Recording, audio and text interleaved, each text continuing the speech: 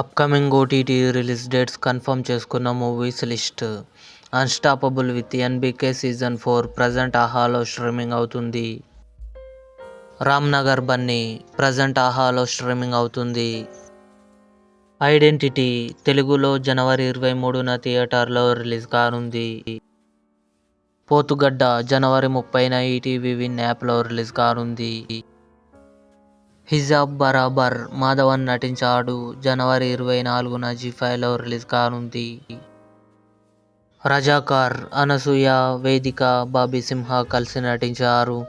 జనవరి 24న కన్ఫర్మ్గా ఆహాలో రిలీజ్ కానుంది. రిచర్ సీజన్ 3 ఫిబ్రవరి 20న అమెజాన్ ప్రైమ్ వీడియోలో రిలీజ్ కానుంది.